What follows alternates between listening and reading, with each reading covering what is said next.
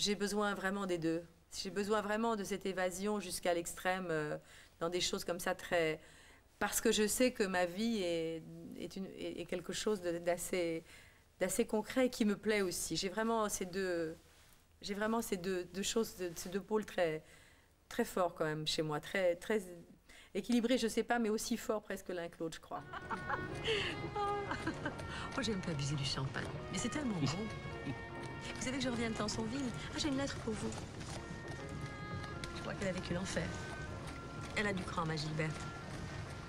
C'est bien ce qui manque aux Allemands. Enfin, je ne dis pas qu'ils ne savent pas se battre, mais il leur manque justement ce qu'on appelle le cran. Et Robert, vous avez des nouvelles? Mon gendre Saint-Loup connaît maintenant par cœur l'argot de tous les Tommies. Il sait se faire entendre de ceux des plus lointains Dominions. Il a fraternisé avec le général commandant la base comme le plus humble private. Que voulez-vous? Moi, j'ai un faible pour les Anglais. C'est vrai, je les trouve tellement fair play.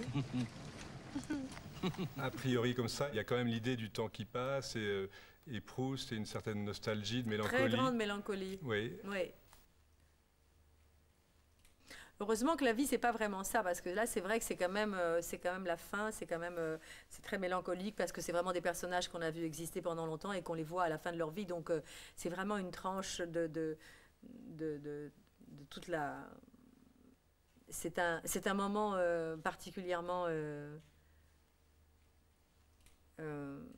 pas douloureux, mais enfin, quand même... oui, mélancolique.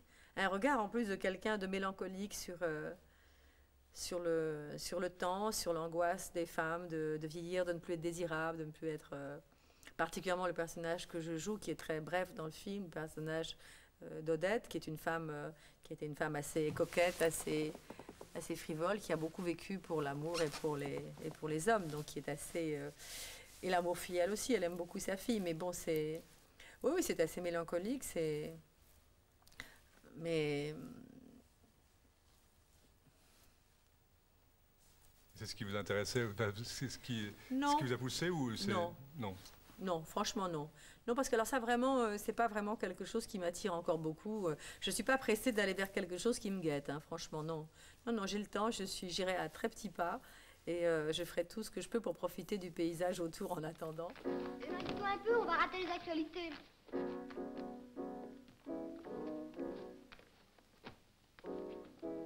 Ouais, je sais, inspecteur. J'écrirai tous les articles de votre code et vous allez me booker pour le restant de mes jours. Allez quand même ce soir faire un petit tour vers 8h chez le vieux Hilly.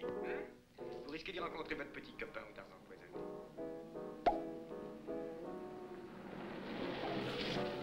Ah, c'est beau ça, de terminer sur ce film-là.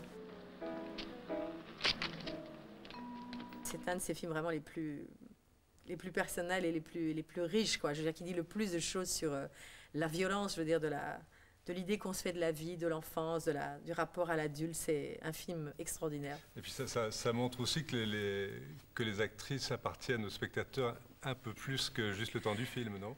Oui, ça, je crois que c'est quelque chose qu'il faut arriver à abandonner.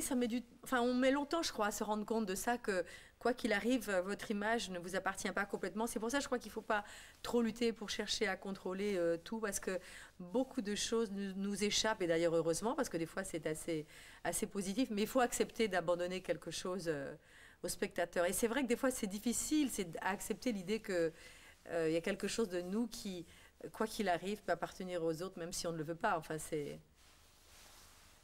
on s'est donné, on s'est offert.